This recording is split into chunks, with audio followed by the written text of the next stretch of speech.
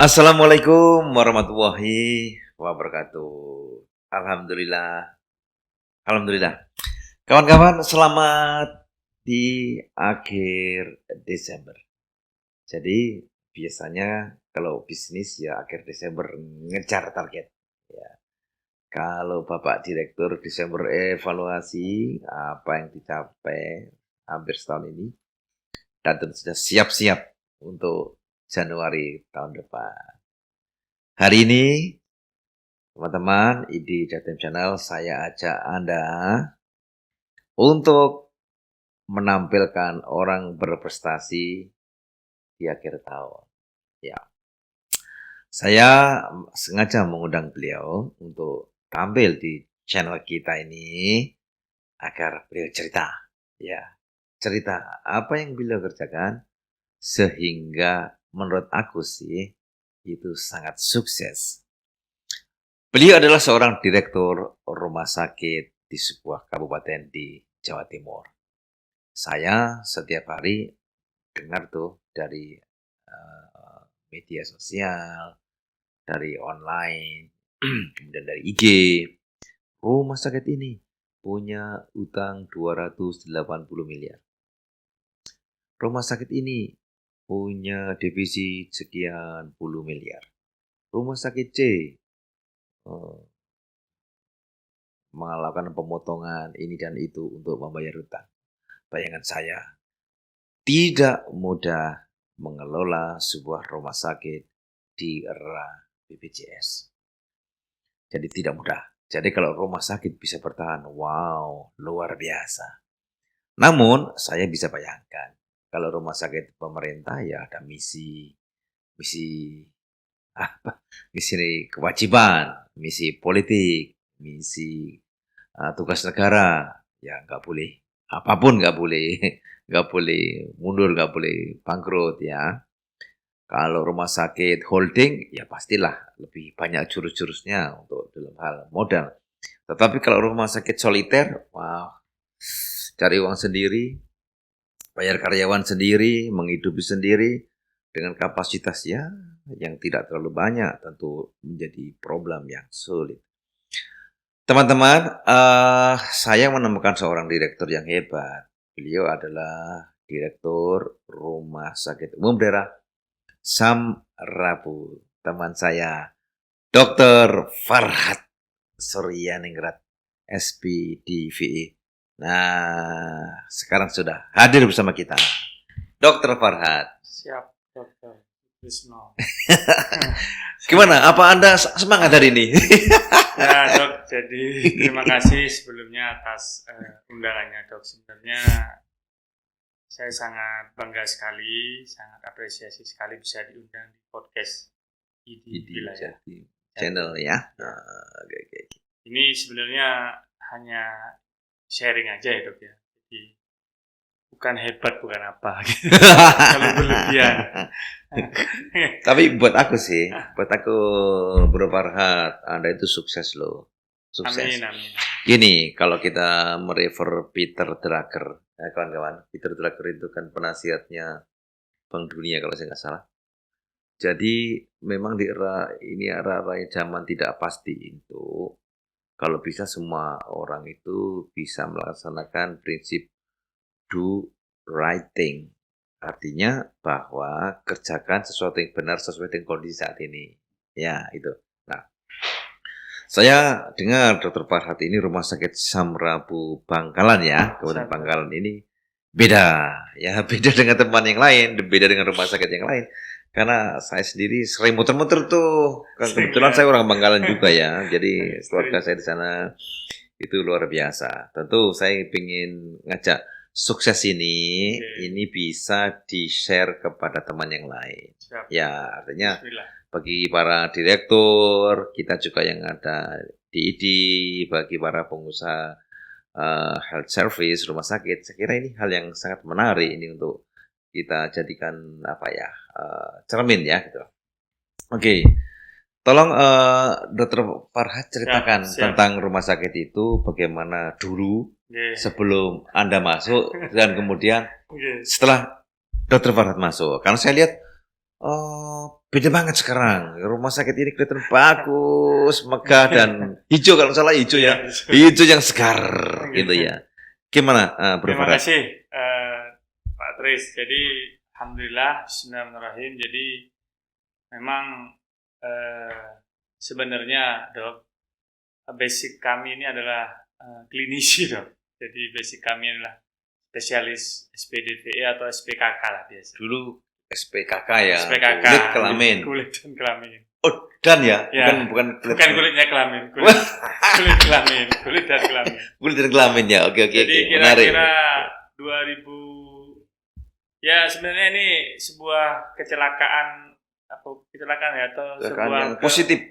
positif atau bagaimana. Jadi waktu itu kami ketua ID cabang tuh. Mhm. Waktu itu kami adalah ketua ID cabang. Di RSUD ini ada demonstrasi dong. Ah, Jaspel tidak terbayar. Itu di media online ada. 2018. Kemudian pimpinan daerah waktu itu mungkin mencari-cari siapa provokatornya ini bisa menyelesaikan enggak masalah ini. Dan waktu itu adalah ketua ID, jadi kami berkomunikasi dengan banyak dokter spesialis apa sih kendalanya dan lain. Kami sampaikan ke pimpinan daerah masalahnya. Memang kalau jasa layanan dan hak-hak dari teman-teman layanan enggak dipenuhi, otomatis layanan pasti akan terganggu. Gitu. Awal mulanya di situ. Jadi 2019 sebelum COVID 1 tahun itu kami tarik, waktu itu kami jadi wakil direktur. Itu kami jadi wakil direktur. Saya bersedia masuk di situ asalkan saya tidak memiliki manajemen lain-lain dok. Yang penting jasa layanan harus lancar. Jasa layanan ya. Jasa medis. Jadi prioritas ya Jaspel ya. Jaspel itu waktu itu kami bagaimana caranya Jaspel harus on the track dulu dan ada keterbukaan. Jaspel menjadi prioritas. Karena itu adalah hak teman yang bekerja. Kita berjalan waktu itu saldo di Bank Jatim kami waktu itu di manajemen tidak lebih dari 2M. Saldo cash flow kita waktu itu. Saldo rumah sakit sebesar itu? Tidak lebih dari 2 miliar. Dengan hutang operasional, obat-obatan dan lain itu sampai 17. Oh, ada utang? Ada utang berjalan. Utang berjalan ya. Oh iya. Untuk mencari silpa pun waktu itu sampai kita ada silpa tapi banyak hutang gitu. Jadi waktu itu memang kondisi pendapatan karena kita BPJS ya itu pendapatan tidak lebih dari 4 sampai 5 miliar per bulan. 4-5 miliar per bulan pendapatan BPJS bruto ya. Bruto kasar. Jadi bergerak dari situ waktu itu kami dengan pimpinan daerah semua dengan Bu Direktur waktu itu. Intinya saya mewakili dari pihak pelayanan, teman-teman pelayanan. Saya belum menginjak ke arah manajemen. Waktu itu, ya alhamdulillah itu sudah lancar dan kami waktu itu evaluasi belanja. Mulai memperbaiki evaluasi belanja. Belum menemukan inovasi loh. Hanya ini bisa efisiensi sebelah sini, efisiensi sebelah sini. Karena agak aneh, dok, waktu itu kami itu masih punya anggaran dari daerah sekitar per tahun itu ada 7 sampai 10 miliar. Itu APBD. Itu dana DPHCHT, DPHBR. Swasta aja bisa hidup. Kenapa kami yang dapat anggaran tambah tidak bisa? Itu yang mendasari waktu itu. Dari kami, memang tantangannya di rumah sakit daerah itu adalah kalau pimpinan daerah dan tidak aware itu akan sulit untuk kita memajukan sakit. Aware ke rumah sakit. Ke rumah sakit. Jadi alhamdulillah waktu itu pimpinan daerahnya itu positif, memberi kami keleluasaan itu kuncinya kalau di daerah. Mulai dari rekrutmen juga harus sesuai dengan kebutuhan. Kadang-kadang itu menjadi masalah teman-teman di daerah. Itu pertama rekrutmen pegawai maksudnya. Pegawai. Ya, jadi itu alhamdulillah kita sekarang ini anggaran daerah sudah tidak ada, Dok. Sekitar 2023 kami sudah mensterilkan anggaran itu semuanya untuk Tidak ada. ke rumah sakit. Masih Hanya tidak ada gaji lagi. pegawai negeri, hanya gaji. Sekarang yang lain itu sudah tidak ada. Memang kami sudah mempersiapkan itu, Dok, karena kami uang yang kami terima biasanya itu kami gunakan untuk membayar premi pasien BPJS untuk Universal Health Coverage (UHC). Jadi semua masyarakat Bangkalan dan Madura sekarang ini di tahun 2023 itu hampir rata-rata UHC. Jadi dengan modal KTP gratis. Nah itu menjadi titik balik dari kami. Oh ini pembiayaan masyarakat ini sama Madura free. Kami mengambil kesempatan itu, akhirnya kami mempunyai inovasi-inovasi. Yang paling membebani rumah sakit itu adalah alat kesehatan. Kalau kita kan namanya investasi ya, alat Investasi kesehatan gitu ya. ya. Memang membebani ya. Sangat membebani. Kalau menurut saya bukan investasi, tidak dihitung. Kalau hitungan saya yang bukan ahli ekonomi itu alat kesehatan itu sama seperti kendaraan operasional. Itu pasti akan harganya akan turun nanti kalau lagi yang baru, teknologi baru. Jadi kami di tahun 2023 itu kebijakan yang pertama kami adalah saya justru belajar di swasta, dong. Karena di swasta belajar dari swasta. Iya, belajar di swasta. Rumah sakit swasta maksudnya. Rumah sakit swasta. Poin apa yang didapat? Untuk alat kesehatan itu rata-rata yang besar-besar mereka sewa bagi hasil. Berarti ada pihak ketiga? Ada pihak ketiga. Jadi kami alat-alat kesehatan yang paling mencengangkan pertama kami KSU adalah laboratorium. Laboratorium. Itu untuk biaya tanpa alat ya, Dok, reagen saja waktu itu kami menghabiskan sekitar 4 sampai per bulan itu sekitar 400 sampai 500. 400 sampai 500. Reagennya saja. Belum biaya maintenance. Enggak 400 500 apa? Juta. Iya. Untuk reagen saja. Reagen. Pemenuhan untuk pemeriksaan laboratorium. Banyak ya? Banyak. Nah, itu waktu itu kami belum maintenance waktu itu. Maintenance alatnya. Nah, dengan KSO ini kami setahun itu sudah tidak sampai 5 miliar sekarang.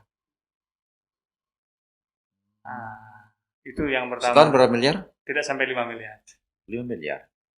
Jadi tidak sampai segitu. Jadi ada efisiensi sekitar 1,5 sampai 2 miliar. Dengan melibatkan pihak ketiga. Jadi yang pertama efisiensi, yang kedua keribetan. Kalau ada kerusakan itu mereka yang handle. Kita tidak mengganggu layanan. Iya. Jadi, berarti rumah sakit sudah tidak perlu lagi mengalokasikan biaya untuk repair, untuk apa gitu ya. Kalibrasi, spare part, ya. Zero.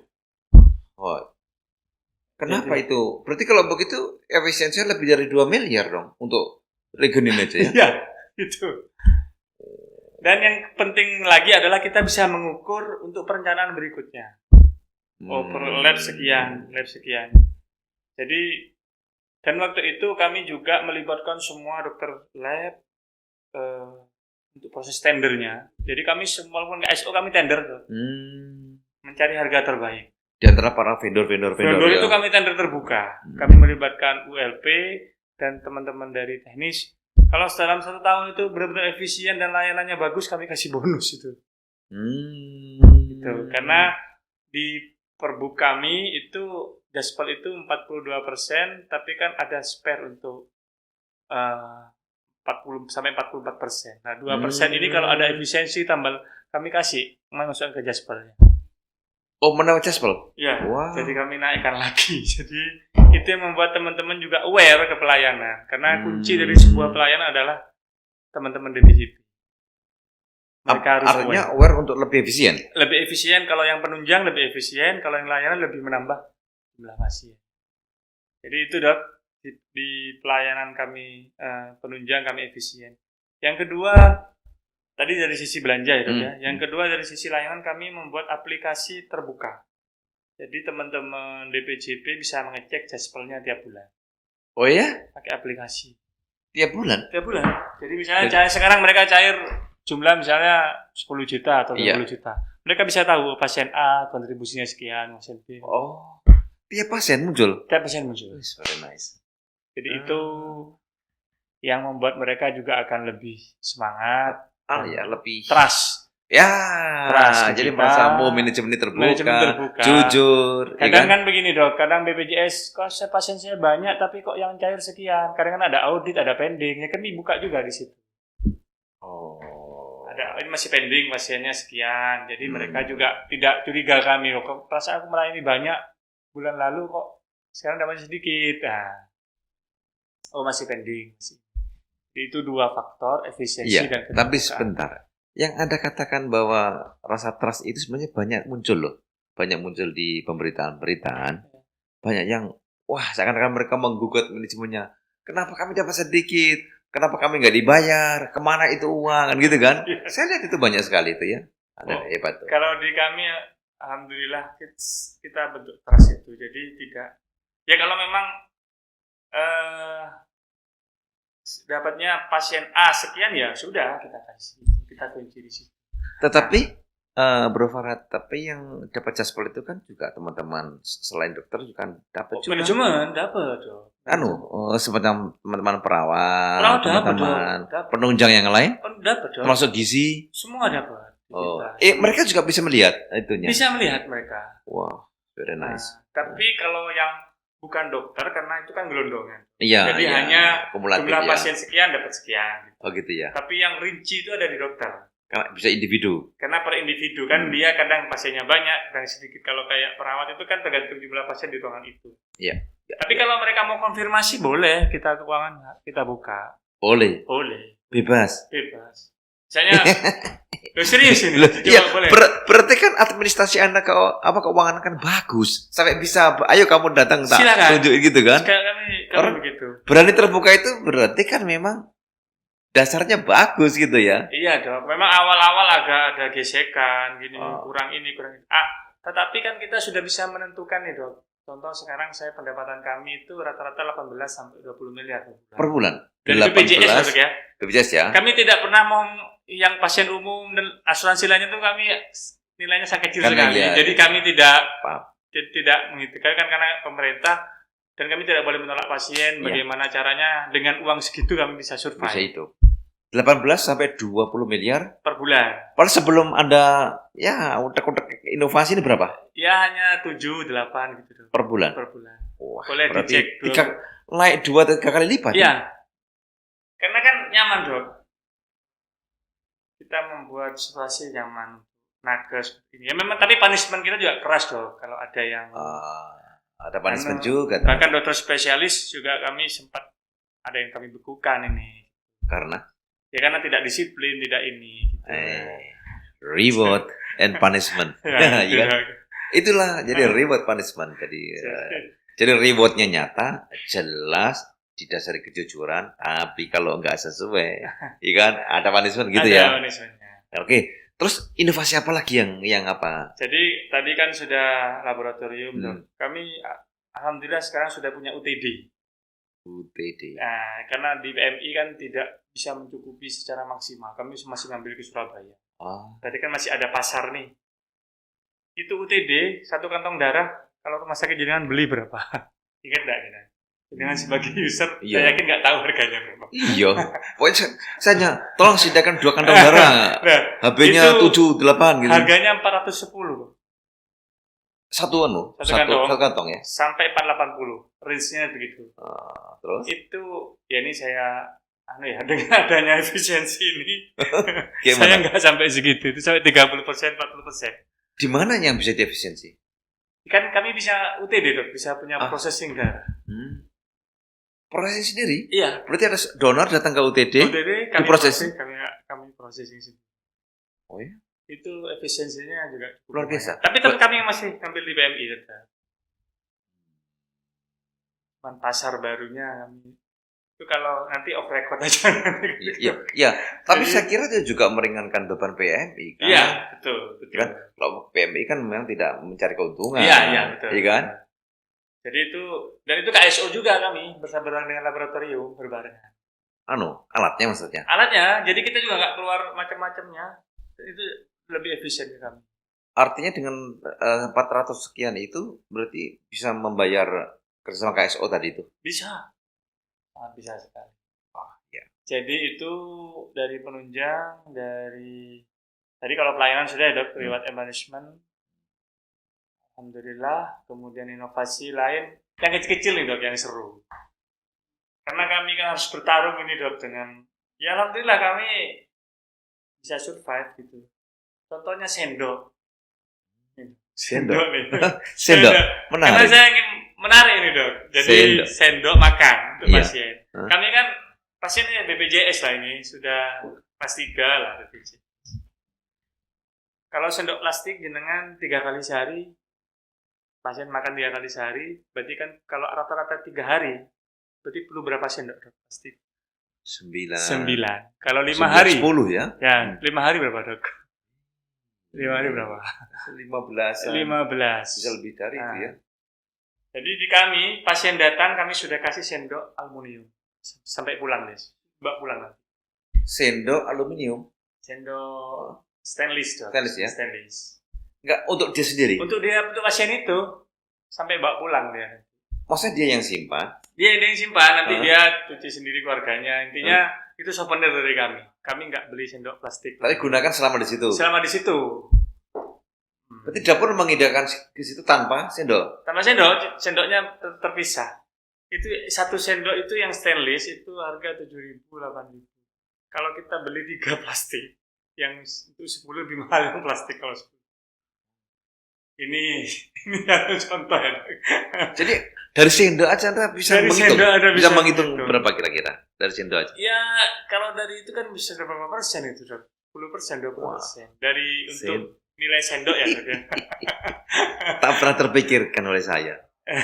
Jadi itu teman-teman sendiri yang punya ide. Tidak harus saya. Jadi saya karena rewatch efisiensi, teman ini tidak melanggar aturan ya dok ya. Jadi mereka berinovasi sendiri. Kalau ada efisiensi nanti dana yang 2% akan saya cairkan. Wah, keren. Mereka saya masih ada. Akhirnya yang mendorong mereka untuk berpikir juga ya. Sampah nih dok. Yang terakhir ini sampah kami. Sampah non medis ya dok ya. Sampah kalau di rumah kan ada B3, ada non medis. B3 ini mungkin jenengan cari se-Indonesia, mungkin saya yang paling murah. Jadi saya nggak bisa buka harganya. Kenapa? Karena kami open, tanding, bertarung. Artinya ditenderkan dengan para vendor-vendor B3 itu ya? Open. Yang kedua, infus kami itu nggak dimasukkan di situ. Kami masih dapat duit dari dijual. Jual ke mereka lagi yang menang itu. Mereka mengurangi pembayaran kami. Emang laku? Laku dong. Didaur ulang? Ya mereka kan punya izin untuk membeli. Oh, mereka punya izin untuk mendaur ulang bahan-bahan yang bisa di-recycle. Seperti plastik ini. Itu ada harganya, dong. Kalau sedikit tidak ada harganya, tapi begitu kiloan itu. Banyak. Jadi itu mengurangi pembayaran kami ke mereka. Aduh. Jadi harganya sudah lebih murah, ditambah dengan hasil dari infus saya juga jual. Luar biasa. Mungkin boleh dicek, saya insya Allah berani itu. Termurah saya di Mbak B3. Berarti Pak Direktur kalau pengen tahu harganya ya langsung kontak beliau aja ya. Jadi itu luar biasa. Ada tekniknya. Terus itu sampah medis ya, clear dok. Sampah non medis, kardus obat. Dulu kita mengeluarkan untuk sampah ini per bulan 4 juta. Sampah non medis ya dok, sisa makanan. Untuk membayar ke LH. Kan itu di lingkungan mereka ya, bayar ke mereka. Ya. Sekarang alhamdulillah kami bisa dapat 5 juta per bulan. Caranya? Jadi sampah plastik itu kami KSO lagi nih dok. Kami tender lagi dengan penyedia sampah. Hotel-hotel itu kami undang. Mau enggak sampah kami? Ini ada yang mau. Mereka bayar itu. Lah mereka untuk apa? Dijual lagi kardus, plastik. Itu kami punya mesin cacah. Mereka naruh mesin cacah tempat kami. Mereka recycle sendiri? Iya, kami bantu recycle mereka. Jadi mereka nanti ngambil. tiap minggu kami Artinya mereka nanti kan jual juga kan? jual di sana. Kami dapat persentase. Di tahun pertama kami dapat 10%, tahun kedua 30, tahun ketiga nanti 60. Woi. Berarti lebih banyak lagi nanti tahun kedua Banyak ya? ya. Ya. Jadi ya, kami sebelumnya keluar duit, kami dapat duit dari sampah. Karena banyak sampah-sampah, kardus, botol minum, itu sampah-sampah mahal semua. Nah, kami sedang pengembangan kompos sekarang. Sisa Kompos? makanan, kompos. Sisa makan dari pasien. Dari pasien. Gimana anunya? Apa Ya, pemikirannya? sementara karena kami nggak punya lahan, kalau punya lahan kami eksekusi. Ya, kami bikin tanaman-tanaman itu dari kompos itu. Tanaman-tanaman rumah sakit pupuknya dari sisa makanan itu. Ya, kalau sehari ada berapa pasien sih rata-rata yang dirawat? Sehari rata-rata 300-350. 300 pasien. Ya. Dan pasti kan ada sisa makan Oh, pasti. kemudian banyak ya? Pasti. Oh, Itu juga jadi nilai. jangan-jangan nanti komposnya bisa dijual. Rencana ke depannya.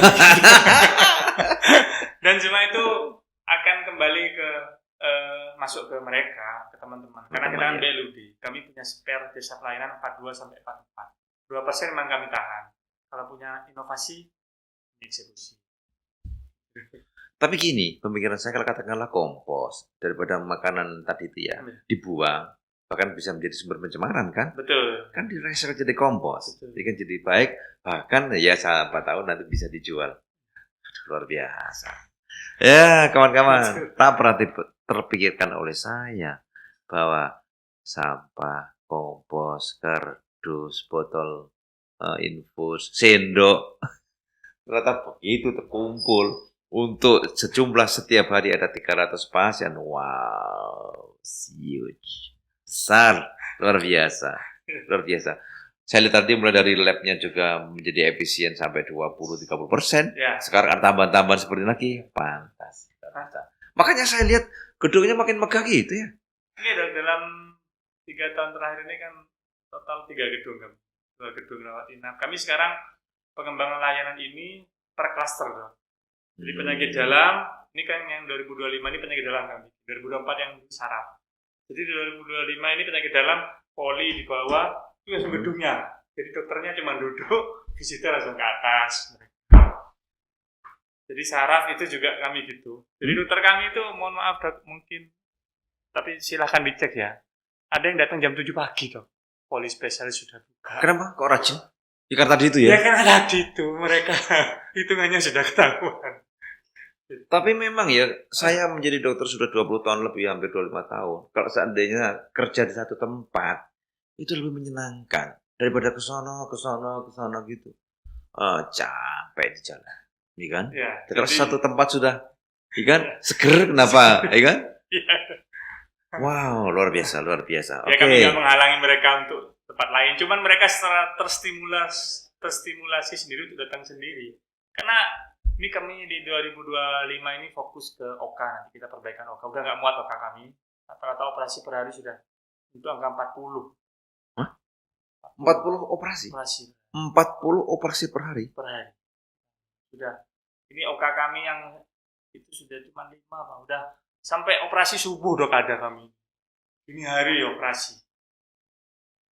Jadi teman-teman sudah rebutan OK ini. Jadi kami 2025 Itu pasien dari Bangkalan semua? kami sekarang sudah dari Surabaya Utara sudah mulai ada yang ke kami. Ya. Kalau yang Sampang, Pamekasan ya sudah ada. Saya tahu Kabupaten Bangkalan jumlah penduduknya, tapi sehari operasi sampai 40. 40. Luar biasa. 40 per hari. Terus kedepannya maunya rumah sakit itu kayak apa jadinya? Jadi kami pemerintah Pak Bupati itu karena di kami ini sudah full dong, kami akan mengembangkan ke perifer. Sepertinya kami akan diberi celah Pak Bupati, dari Pak Bupati dana sisa dari kami ini untuk pengembangan di daerah perifer. Bikin rumah sakit baru, tipe yang lebih, Tipe rendah. ya gitu ya? Ya. Kenapa pemikirannya? Karena di kami Oh, sudah enggak, nggak muat. Fokus di situ saja. Ya, di kami rencana akan fokus ke pengembangan. Mungkin ke tipe A atau jadi akan kami yang subnya lah di kami karena berbasis kompetensi sekarang. Iya. Yang ringan-ringan biar daerah. Oh gitu Biar ya. jalan juga. Wah, semacam satelit ya. Ya, tapi tetap Pak Bupati maunya manajemennya pegang Dari ini ya, dari RSUD. sentralnya ya. Ya, karena memang anggaran daerah kan masih belum. Ya. Tapi saya lihat Pulau Madura itu memerlukan rumah sakit yang memang harus perfect sebenarnya. Ya. Ya kalau istilahnya paripurna gitu ya. Oke, harapan. Karena saya lihat tuh sekarang penduduk Madura tuh nggak lama lagi kan jadi 2 juta penduduk Madura. Di kabupaten kami sudah 1 juta. Makanya bayangkan berarti ntar lagi kan lebih jadi Iya, iya. 3 juta 4 juta kan. Iya. Waduh. Berarti bisa ke area Madura saja itu. Ya, Wah. kami ini nunggu ini cat lab ini. Cat lab? Basis BPJS. Beliau sudah punya? Sudah punya, cuman belum divisitasi. Beli sendiri? Beli sendiri? Dua-dua ya. Dari APBD itu terakhir. Oh ya? Bukan APBD. Jadi punya cat lab beli sendiri dari APBD? Ya, yang itu anggaran terakhir yang diterima. kasih ke kami. Dua-dua itu. Sumber daya manusianya ada? Ada. Dokter jantungnya? Dan ini lagi proses sudah visitasi BPJS 2025 insya Allah. Oh gitu? Nah, rencana kami ke depan juga ke onko. Sudah jalan kan onko? Belum, cuma sudah ada yang sekolah. Oh, artinya itu masalahnya begitu sumber dayanya ada, berarti bisa jalan? Bisa. Sudah ruangan sudah kami siapkan. Jadi sudah kami siapkan per cluster tuh. Tinggal kembangan ini tek. Artinya planningnya sudah ada ya? Oke. Baik, kawan-kawan, luar biasa. Sekarang saya mau tanya ke Dokter Farhad tentang pengelolaan sumber daya. Ya, karena sumber daya manusia itu kan menjadi bagian vital dari rumah sakit. Rumah sakit itu harus didukung oleh sumber daya yang bagus, fasilitas yang bagus, manajemen yang bagus. Ya, sekarang bagaimana sumber daya manusia sekarang itu sudah cukup, sudah ada, atau Anda masih ingin apa, kedepannya apa gitu? Siap. Alhamdulillah Dok, kami ini kan sebenarnya ada potensi tidak begitu rumit mencari sumber daya karena kan dekat dengan Surabaya. Jadi punya sisi positif kami di Bangkalan itu adalah salah satunya itu. Sumber daya yang kami kedepannya itu yang kami butuhkan adalah pengembangan ke arah kardiologi tadi. Cat lab ya Dok ya. Cat lab ya. Mungkin nanti kedepannya kalau sudah jalan mungkin ke BPKV nanti kami akan. Tapi nanti kalau sudah running, kemudian onkologi, hemato-onko nanti itu akan jadi planning kami ke depan. Tapi pada prinsipnya begini Dok, kami selalu menetapkan keterbukaan. Kami selalu mengajak teman-teman DPJP untuk berkomunikasi. Kita manajemen pengen gini, supportnya apa? Oh, kalau mereka bisa sekolah, mereka kita sedang berangkat ini, hemato-onkonya. Kalau mereka nggak mau sekolah, kita rekrut ya. Ya mereka juga open. Sudah Pak, rekrut aja. Jadi istilahnya pola komunikasi dengan DPJP itu adalah yang utama. Nah, kami ingin solid. Kadang-kadang pengelolaan SDM ini kalau tidak solid akan menimbulkan friksi ya. Friksi konflik jadi ya. Konflik. Nah, kami melibatkan DPJP di internal kami ini harus kami ajak bicara. Kita mau poli buka 3. Sanggup nggak? Sanggup Pak. Kalau nggak sanggup, bidang sama. Beda, misalnya penyakit dalam, geriatri ini, jalan bareng 3 nih. Mau nggak? Mau Pak. Oh kalau agak sulit ya saya narik lagi yang baru loh. Kenapa Anda yakin bahwa dengan dibuka banyak itu ada pasien yang datang? Karena sudah banyak Dok. Di kami ini memang sekarang ini kami baru buka ini Dok, baru buka layanan rehab medik. Kan kami pindah ke belakang. Langsung penuh di hari. Tidak tahu masyarakat ini kok senang RSUD. Karena mungkin jam 8 sudah hampir rata-rata semua DPJP sudah standby. Oh iya? Iya. Udah siap di tempat masing-masing. Siap. Wow, luar biasa. Terima kasih teman-teman dokter di Bangkalan, luar biasa. Alhamdulillah. Saya bangga itu melihat mereka gitu. Alhamdulillah. Apalagi masih muda-muda itu semangat kita bagus. Oke. Jadi alhamdulillah karena kita harus mulainya dari pagi supaya orang nyaman selesai. Termasuk kenapa saya mengadakan robotik farmasi yang kemarin saya share ini dengan itu karena saya ingin mengurangi waktu tunggu di obat. Karena rawat jalan masalahnya adalah waktu tunggu di farmasi. Pasien banyak. Pasien ya kan? banyak. Nah, itu harapan kami pasien keluar dari poli setengah jam dapat obat. Target kami begitu. Dengan mereka tidak berpindah dari poli atau pindah tempat lain? Geser sedikit. Ya, ada pneumatik tube-nya sudah kami siapkan. Dikirim ke sana. Ini lagi masih lihat lalu lintasnya pneumatik tube ini. Target kami pasien datang setengah jam dapat obat. Saya pengen jam 9 sudah sepi tuh. Datang lagi yang baru. Wow, luar biasa. Saya melihat rumah sakit besar yang pasiennya banyak. Orang nunggu obat sampai malam loh. Sampai malam? Nggak ada kalau di kami, Dok. Nggak ada? Ada. Di tempat lain ada. Di tempat beliau tidak ada. Wow. Paling maksimal jam 1 siang. Excellent. Nah, dan itu mau kami urai dulu kalau komplain, Dok. Dan kami tidak tahan, tidak resisten terhadap komplain. Ya, artinya komplain itu kan sebagai ya semacam kontrol ya. Iya. Kontrol. Silakan. Dianggap sebagai kontrol kualitas sama bagus ya. Iya. Resisten. Terus gimana tenaga pendukung, perawat, bidan, laboratorium, apa mereka punya rencana-rencana pengembangan kualitas? Sebenarnya, Dok, itu salah satu yang kami ceritakan di awal. Kenapa kami bisa defisit tahun lalu? Karena lebih besar pasak daripada dia. Jumlah tenaga kami, tanda kutip tenaga non nakes dan tenaga nakes tidak sesuai, sangat banyak. Alhamdulillah dengan pengembangan ini kami bisa menggunakan nakes-nakes yang sebelumnya tanda kutip itu masuk ke pelayanan. Menjadi lebih aktif. Lebih aktif, lebih berkarya, lebih produktif ya. Produktif. Untuk rekrutan baru perawat dan nakes-nakes lainnya kami open recruitment. Kami bersama dengan AAC, Erlangga Assessment Center. Untuk rekrutmen baru tahun lalu kami lakukan. Biasanya rumah sakit daerah itu banyak titipan. Silakan monggo, Dok, dicek di AAC. Cek ya. Iya. Erlangga Assessment Center. Berarti menggunakan pihak ketiga ya, harapannya objektif itu ya. Objektif. Apa Anda nggak mendapat tekanan dari mana-mana? Ada tekanan sangat. Cuman kita kan bisa berkomunikasi. Kalau tenaga tidak profesional itu mungkin kami masih bisa. Tapi kalau perawat, kalau tidak berkualitas itu kan akhirnya kembali ke kantor. Ya. Ternyata memang antara kualitas, profesionalisme, kemudian produktiviti dan akhirnya finansial kan menyatu ya. Menyatu. Ya memang ada, Dok, karena rumah sakit daerah kami tidak bisa menafikan itu. Contohnya pindah dari puskesmas. Ini kami sedang Pak Bupati harapannya di puskesmas diprioritaskan. Ya tetap kami tes. Ya pindah ke RSUD. Karena? Ya mereka ingin geser, Dok, di puskesmas mungkin tidak berkembang. Jadi tetap kami tes nanti. Tapi mereka kan ASN. Enggak? Ya, ASN, ada yang ASN, ada yang non ASN.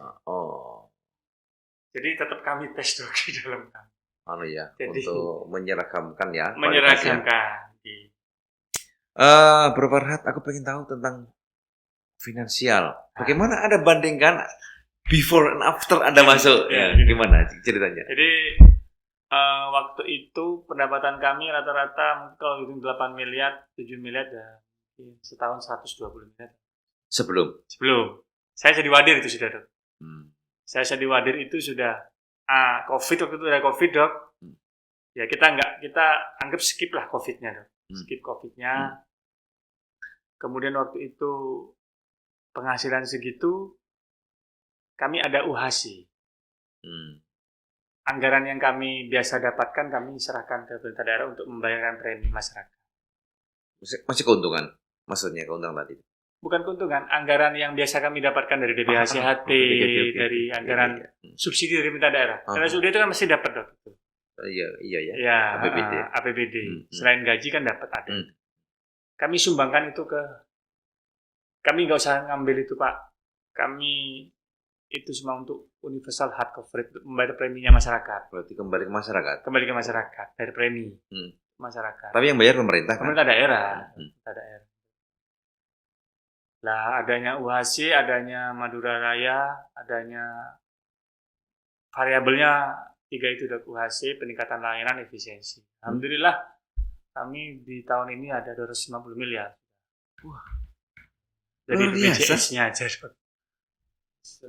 Dan sisa silpa tahun lalu kami ada 77 miliar untuk bangun gedung ya. Sisa 77 miliar. Ya, Itu setahun. itu yang akumulasi dari Akumulasi sebelumnya ya. sebelum-sebelumnya. Tahun lalu Ya. terkumpul 77 Ya miliar ya. rata-rata kalau dihitung kasar ya Dok ya, Ya. dihitung jelek-jelek kan ini Hah. setahun mungkin ada 30 miliar tanpa. Untungnya. Dengan asumsi gaji pegawai negeri kan Pemerintahnya. yang bayar. Cuman kan gaji BLUD kami hampir 1 miliar per bulan, 1,5 miliar. Jadi untuk pegawai yang Berarti itu bebannya rumah sakit ya. pegawai rumah sakit Tapi dibanding pendapatan Anda yang demikian kan masih bisa sangat bisa hidup lah ya. Ya itu untuk pengembangan Dok. Iya. Jadi Iya. Ya kawan-kawan saya lihat memang sekarang rumah sakit saya Merabu ini dari jauh udah kelihatan megah gitu saya lihat itu. Wah, saya bangga itu ya. Pantas. yang menarik lagi parkir Dok. Parkir. Parkir. Coba ceritakan Ya. parkir. Parkir itu saya kan terus terang pendapatan itu rata-rata 30-40 juta sebelum saya intervensi. Banyak vendor mau masuk. Vendor-vendor semua ingin bertarung lah.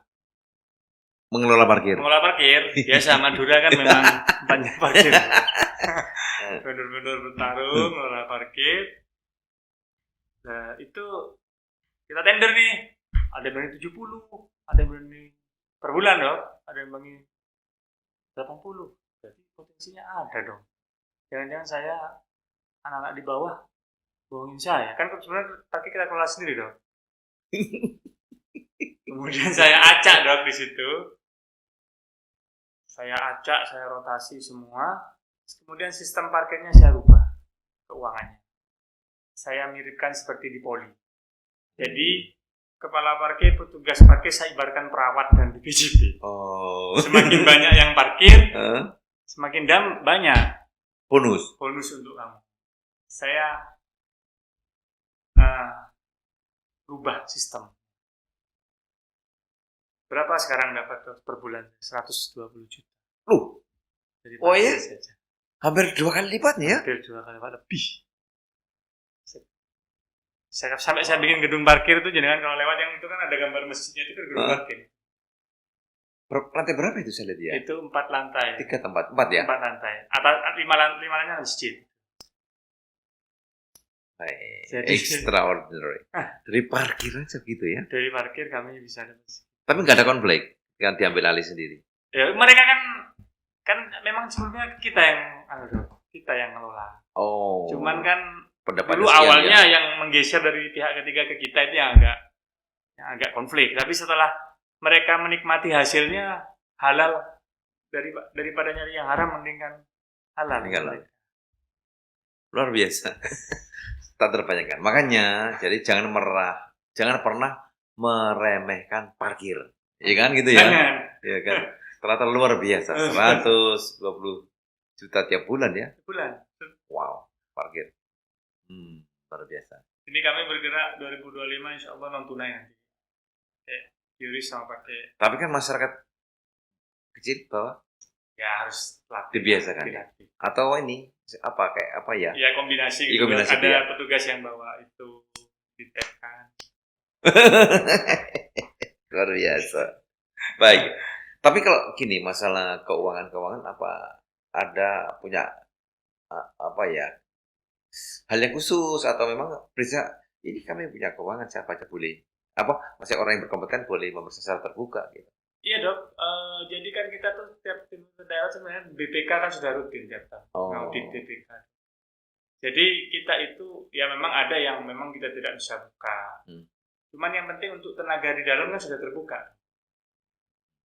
Untuk anggota saya kan karyawan rumah sakit sudah buka. Mereka mau ngelihat silakan. Yang penting kan kita tidak pernah menutupi dana ini untuk pengembangan. Kan mereka juga tahu nih ini hasilnya. Mereka. Gitu. Tapi audit itu audit sungguh-sungguh. Oh iya dong, kalau BPK kan sungguh dong. Iya, ya, emang nanya aja. Ya. Itu sungguh-sungguh ya. Sungguh ya. Sehingga semuanya penuh dengan integritas dan tanggung jawab gitu ya. Iya dong, kalau sekarang itu sebenarnya instansi daerah itu kita itu lebih rumit sebenarnya. Lebih rumit. Jadi pegawai kayak saya ini kalau bupatinya tidak welcome repot dong. Alhamdulillah saya mendapatkan pimpinan daerah dalam 2 kali ini. Artinya mendukung ya. Yang mendukung karena paham memang mendukung ya. Paham dan mendukung. Kalau kita kan bisa beri pemahaman. Karena memang 2022 kita kan ada masalah KPK dan lain-lain. Mungkin Bangkalan ini sudah banyak yang berbenah. Belajar ya. Daripada ada korban. Daripada ada korban. Kalau kami sih alhamdulillah ini 2 tahun ini, yang tahun lalu kan PJ Bupati. Intinya sebenarnya kembali ke kepala daerah sih. Ya, saya lihat kota kemarin direktur rumah sakit sama bupatinya kena semua gitu. Iya, di kota. Ya, kota tertentu. Ya, kota tertentu. Jadi memang dari awal kami sudah komitmen. Kami memang dari awal mau proyek ini kami juga sudah ke KPK itu dok. Proyek dari awal kami sudah. Mau membangun apa gitu ya? Ya sudah kami serahkan. Oh gitu ya? Iya. Oh jadi Anda tidak pernah apa ya? Tak bangun sendiri, tak sendiri. Enggak gitu dong. Ya? Jadi bangun itu kami ada kejaksaan, ada KPK. Silakan ikut, prosesnya terbuka semua. Oh, ini kawan-kawan. Jadi memang sejak semula ya harus bersih ya. Sudah takut dok sebenarnya sih. Takut ya? Iya, kita kan udah pengalaman. Tapi ini loh, saya punya keyakinan bahwa Anda bertindak itu kan hatinya Anda memang seperti itu. Nah, iya kan? Ya bismillah lah, niatnya tidak ada untuk yang aneh gitu ya. Ya makanya saya pesan sama para dokter yang memegang keputusan, memegang ya amanah, ya spesifiknya terkait masalah hutang. Hati itu memang harus ditoto. Ya bismillah. Ya ditata ya. Kita dok, ya mohon doanya lah semoga. Karena kerja di Indonesia ini agak-agak. Ya saya rasa ya kita pembenahan gitu. Mulai yang kecil lah ya. Iya. Ya, saya bisa bayangkan di Indonesia ini ada 4.200 lebih rumah sakit. Dan 60% itu ada kaitannya dengan pemerintah. Ya, terutama kalau pemerintah daerah dan kota. Ya. Maka kalau direktur-direktur ini, teman-teman saya, para dokter ini yang ada di situ ya bersih, jujur, berilmu, integritas, saya kira itu suatu contoh yang baik, ya suatu hal yang harus kita pertahankan dengan bagus. Nah, oke, ini kan terkait dengan layanan publik ya, di mana di situ ada dana pemerintah. Kalau Anda saya lihat limitasinya dananya untuk gaji karyawan ya. Kan kalau donasi apa namanya dari PAD kan sudah APBD ya, sorry ya, APBD sudah nggak ada lagi ya. Kecuali gaji PNS ya. Ya itu kan berarti itu lebih ringan saya kira itu ya apa urusannya kan. Tapi misalnya kalau ada dana dari APBD, ada dana dari apalagi dari pemerintah pusat itu lebih berat. Nah, bagaimana Anda membangun budaya untuk jauh dari korupsi di lingkungan Anda yang makin lama makin besar ini? Gini dok, saya juga bukan orang yang bersih dalam arti kita bersih, cuman harus dimulai dari kita berusaha. Dan kita mungkin karena pengalaman dok ya, karena begini, kami berinteraksi dengan aparat hukum ini kan sering dok, khususnya KPK ini kan berapa kali Bangkalan kena masalah. Dan sampai ke rumah sakit? Ya tipis-tipis dok, tipis. Jadi kami, kalau sudah di aparat hukum itu tidak ada yang menolong. Tidak ada yang menolong? Tidak ada yang menolong. Sendiri? Nah, poin penting. Jadi kalau banyak orang yang mau, kalau di aparat hukum kita sendiri. Itu yang membuat saya harus hati-hati. Godaan tidak mungkin tidak ada. Godaan tidak. Ini saya buka di sini kayaknya juga. Jadi pernah ada satu, saya nggak cerita vendor apa ya, ada nih buka tender nih, udah dapat menang, ada minta menghadap saya satu tas. Mau nyokok? Saya nggak tahu isinya. Langsung saya panggil, saya takut. Saya panggil tim penyeleksi, tim teknis, dokter-dokter BC, saya panggil semua. Ini gimana? Kan kamu yang memutuskan menang ini, Mbak. Nggak jadi. Jadi, kan orang sudah diproses, nggak diproses aja saya takut, apalagi sudah diproses. Aku tadi dapat apa insight, jangan-jangan yang di bawah itu uang. Saya nggak tahu. Iya kan? Enggak, ini gambar kasar Iya, ya. saya Luar nggak tahu. biasa. Berarti Anda tahan terhadap godaan itu Takut, ya. takut. Tapi manusia saya selalu begini, ayo saling mengingatkan ke teman-teman di bawah, karena situasi kita tuh nggak, kalau aku salah aku ya diingatkan. That's what friends are for. Ya, karena Penting sekali teman itu ya. penting. Dan Anda memang sering diingatkan atau minta diingatkan atau memang Minta diingatkan, dan saya juga ngetek aparat hukum, mulai kejaksaan, kepolisian. ngetes gimana?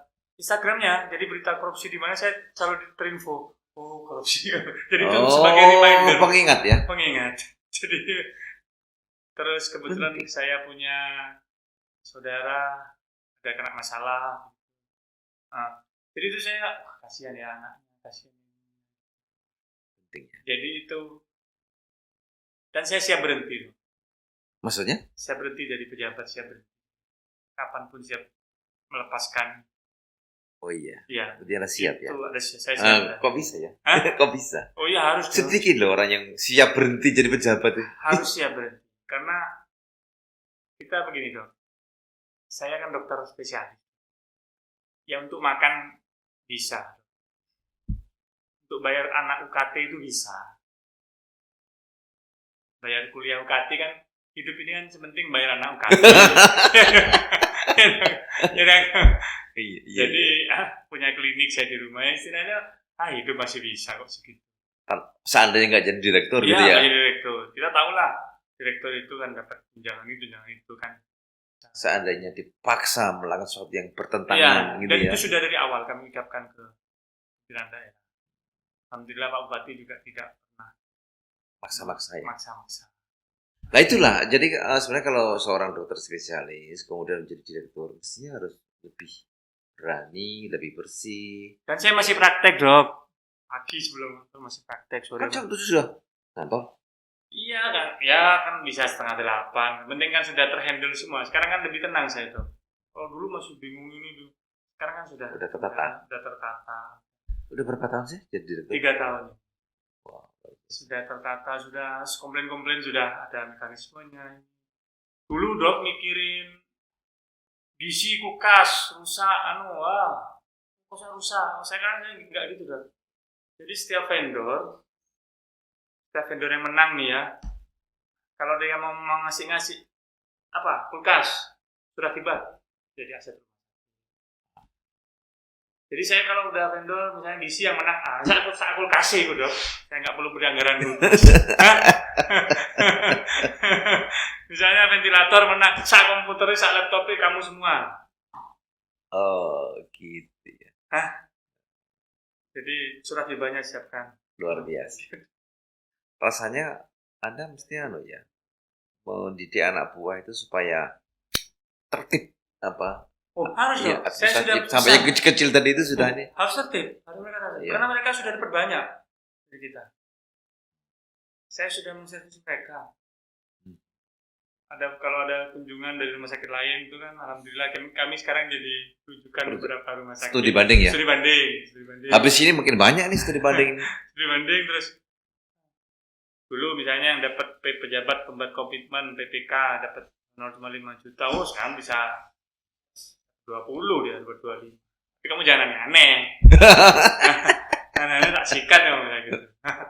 Udah suruh saya tak kasih yang halal. Mau kita BLUD bisa kok buat jadi halal. Bisa. Luar biasa. Terus saya belajar di teman-teman yang lain bahwa sebenarnya kan kalau rumah sakit umum daerah ya ini sebenarnya kan paling dekat kan dengan pemerintah daerah. Iya betul. Bagaimana Anda memelihara hubungan baik dengan pemerintah daerah? Saya selalu setiap kegiatan saya selalu mengundang Pak Bupati, Wakil Bupati. Mereka jadi narasumber. Menjadi narasumber. Saya juga memberikan gambaran ini loh kegiatan kita. Jadi saya buka aja dok, saya mau pengadaan ini. Ke aparat hukum saya juga. Pengadaan apa dok kan mereka ikut pendampingan di kita. Kalau timnya mau ikut silahkan. Kalau ada orang yang mau. Jadi saya melaporkan semua kegiatan kami ke pimpinan daerah. Oh gitu ya. Ya. Sebenarnya ada nggak regulasi formalnya yang mengatur itu? Ada perda atau perpu? Jadi intinya kan memang kita dalam pemerintah daerah harus melibatkan semua. Ya intinya momentumnya saya dapat dong. Habis ada 3 huruf KPK itu 2022 itu dan saya naik, momentumnya dapat saya. Momentum untuk belajar, untuk belajar, untuk bersih gitu. Iya. Mencoba untuk mensterilkan. Ya, hebat Anda. Tapi selama ini kan komunikasi dengan Pak Bupati itu kan bisa formal, bisa informal. Ya. Anda bisa dua-duanya ya? Bisa dua-duanya. Jadi ya karena saya juga basicnya juga mungkin ada gusnya, jadi lebih enak. Tapi tetap itu kan hanya salah satu faktor. Kita Bupati, kalau ada ini kan Pak Bupati, Dok, untuk pemerintah daerah bisa enggak membantu sekarang efisiensi untuk bangun jalan kabupaten. Ya kita 2026 kita alokasikan dari kita. Dengan cara yang formal ya? Formal, ada celah aturannya itu ada ya? Ada aturan. Kemudian sebagai gantinya kami diberikan lahan untuk pengembangan rumah sakit di kecamatan. Ya berarti kan saling support. Support ya? Iya. Kami untuk anggaran untuk jalan kabupaten, Bupati memberikan kami lahan untuk pengembangan. Yes.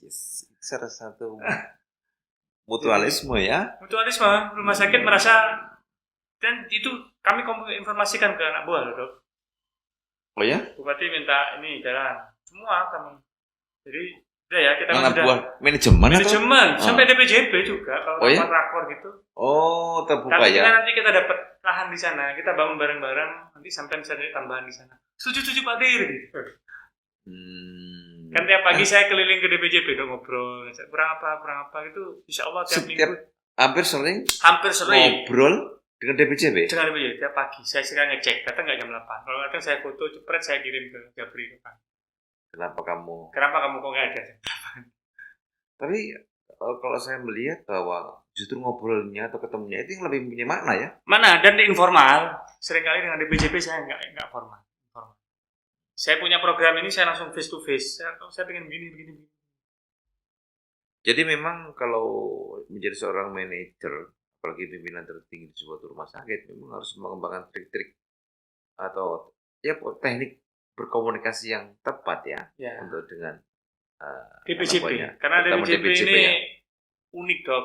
Teman-teman dokter ini kan mereka kan punya kemandirian, punya kapasitas, punya ini. Betul. Jadi kalau kita tidak dekat, mereka bisa betul. hilang dan tidak komit. Memang dokter spesialis itu mempunyai keilmuan yang mandiri, independen, terbiasa independen, dan ya dalam hal bidangnya dia pede gitu ya. Contoh ini, Dok, contohnya DPJP ini. Pelat, ortopedi. Kok mahal ini? Barangnya sama. Ini rumah sakit pendidikan pakai ini loh. Saya sempat ke orto Dok di Solo, itu rumah sakit ortopedi di Solo. Pakai apa kamu kok bisa untung? Bayangan saya kan rumah sakit orto aja bisa untung, berarti kan dia pelatnya kan harganya masuk gitu. Kan sering masalah kan pelat orto. Ya aplikasikan teman-teman orto, tuh pakai ini dong, di sana pakai ini loh. Contoh langsung di sana pakai ini. Kamu kalau pakai ini anggarannya berkurang 1 miliar setahun, tukinmu jadi sekian. Selalu ada iming-iming. Ada rotinya ya. Saya hanya mentolerir untuk hanya simposium tuh. Boleh. Gimana? Ke vendor semua teman-teman DPJP. Kalau simposium kamu minta support untuk pendidikan, keilmuan silakan. Ya. Itu bagus tuh. Bang, yang betul itu bahwa company farmasi itu kalau mensupport keilmuan tuh ya bang itu mestinya takdirnya di situ ya. Dan saya sudah konsultasi ke KPK tuh boleh asal ada laporannya. Artinya secara legalitasnya juga sudah sesuai ya. Sesuai sih. Dan harus ada pengetahuan direktur. Jadi jangan sendiri kamu. Antara aku yang carikan, kamu pengen kemana? Luar negeri mana? Aku yang carikan, aku yang mintakan. Loh, bagus banget. Ya, memang begitu sebenarnya itu, Iya. ya kan? Jadi jangan nyari sendiri kamu gitu. Tinggal bilang ke Tinggal Pak bilang, Direktur, rencana ini, ilmu ini, nanti company yang sesuai gitu ya. Company yang sesuai. Kan ada laporannya. Ada laporannya. Ya. Ke kita dok. Kalau rumah sakit. kita ada audit kita kasih. Bukti ya. Bukti. Ya, saya kira luar biasa itu tertib. Artinya bahwa sampai hal yang event ilmiah pun Pak Direktur bisa memberikan tempat ya yang regulasi tanpa mengekang sebenarnya kan ya. Iya. Tanpa mengekang ya. Ya, kawan-kawan luar biasa. Pak Direktur, saya ingin tanya ke depan itu Pak Direktur melihat potensi bisnis apa lagi yang bisa dikembangkan? Ini dok. Tempat penitipan anak. Tempat penitipan anak. Banyak karyawan kami itu kan perawat pulang. Sekalian gizinya, sekalian ini kita mau jualan. Jadi Anda mau bikin? Iya, proses tuh. Tempat penitipan anak untuk karyawan. Untuk karyawan, untuk orang tua juga nggak apa-apa. Saat gizi-gizinya ada paket-paket. Sampai gizinya? Sampai gizinya. Kebersihannya. Emang masuk hitungan bisnisnya? Ya masuk, dan itu kan ya dikit ya tipis, cuman kan meningkatkan karena karyawan lebih nyaman, nggak buru-buru pulang. Anaknya di situ, imunisasinya. Isinya. Oh, lengkap saya imunisasi. Iya, nanti kita rancang 2020 Negeri. Nanti orang kan banyak pekerja nih, PNS kan bisa untuk anak di situ. Oh, berarti nanti orang-orang ya, di Pemda atau di mana ya? Atau bahkan karyawan swasta juga bisa kan ya? Boleh. Wah, itu peluangnya. Satu. Kedua, kami sudah merenovasi ruang gizi kami, baru selesai ini tahun. Jadi kami juga mau ngurus sertifikat halal. Pokoknya kami mau. Bahkan kami sebenarnya mau ikut MBG, cuma nggak boleh. Rumah sakit ini mau ikut gitu loh. Teman-teman siap sebenarnya. Gitu. Cuman kan nggak boleh, harus ada yayasan. Kami mau jual makanan sehat loh. Makanan sehat? Ya. Bentuknya gimana? Ya kemasan kayak di mall-mall itu Greenly, ada selada, ada ini, kalorinya sekian. Berarti punya tempat khusus? Ya di gizi itu mereka jualan, dan ini ada etalasenya kami sudah siapkan. Untuk umum? Untuk umum. Bisa aksesnya gampang Iya, aksesnya gampang Nanti kita bisa delivery juga. Weh. Terus yang ketiga fitness, tapi untuk karyawan kalau fitness. Fitness? Iya. Tempat fitness ya? Iya. Berarti mereka habis bertugas bisa langsung ke fitness? Bisa fitness saya. Wow. Jadi saya ingin membuat nyaman mereka. Profesional ya? Ya, biar sekarang kan eranya orang kan sehat. Itu setelah sampah kita gizi. Apa lagi? Ada lagi? Sementara itu dong. Ya nanti sambil lihat. Luar biasa. Jadi nanti di rumah sakit karyawannya sehat, ada tempat fitness, tempat penitipan anak, imunisasi, gizinya juga begitu. Gizi juga. Jangan-jangan nanti orang-orang pada langganan. Lah ya monggo. Itu kan kami atur. Jadi pendapatan tambahan untuk teman-teman gizi nanti. Kalau yang bayar nanti untuk rumah sakit sekian. Kan ada aturannya semua kita buat. Yang penting tidak menyalahi. Kan itu halal semua dok. Bisnis itu namanya BUD kan harus bisnis. Iya. Ada aspek bisnis dan lain, tapi tidak mengurangi layanan. Itu prinsip. Bahkan kualitas layanan. Saya rasa kalau dengan itu malah meningkatkan layanan. Ya, kan? gitu.